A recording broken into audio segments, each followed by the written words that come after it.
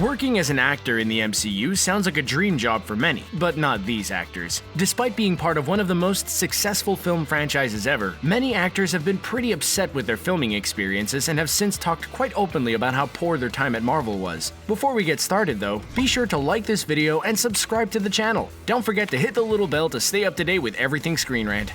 You will burn! I already have. Hugo Weaving. Fans watching Infinity War were overjoyed to see the Red Skull return, but were surprised to learn that the original actor Hugo Weaving had nothing to do with the cameo. This stems back to Weaving's earlier comments about the first Captain America film and working with Marvel. The Lord of the Rings and Matrix actor stated he'd never wish to play Red Skull again or ever work for Marvel Studios. Part of this was that he said he likes doing roles he has some kind of personal connection to, and apparently, he felt the Red Skull didn't fit the bill. I am. James. Where were you? Natalie Portman.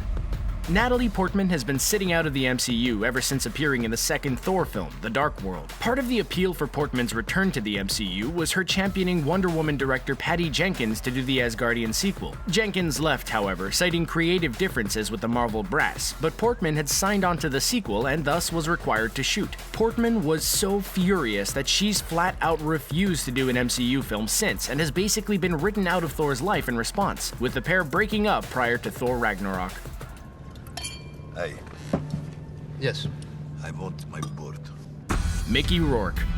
Mickey Rourke is an Academy Award-nominated actor, and many fans were excited to see what the big-shot actor would offer in the first MCU sequel, Iron Man 2. But if fans were left disappointed with Rourke's whiplash, then Rourke himself was furious. He did a lot of improvised scenes to help flesh out the character, but most of his work was cut out of the film, leaving behind a one-dimensional villain, the actor stated. When asked if he would return to the MCU, Rourke stated, "If they want to make mindless comic book movies, then I don't want any part in that." Look at me.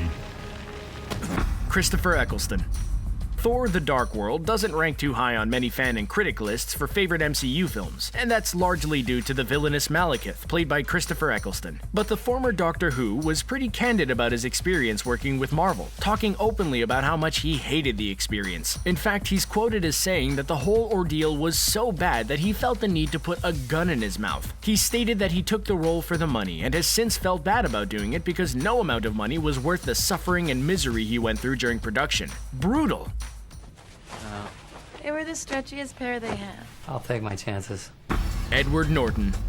The reason why Mark Ruffalo is now the Hulk and not Ed Norton finds its roots with this conflict. It's been pretty public knowledge for a while now that Norton was unhappy with how Marvel handled the role, and recently Norton spoke up again at the roast of Bruce Willis, citing a weak script was a contribution to the rocky relationship. Norton did a rewrite on the film, and apparently the Marvel brass weren't too happy with Norton getting so hands-on with the production. They continued to butt heads over the final cut, and it wasn't long before Marvel gave Norton the boot.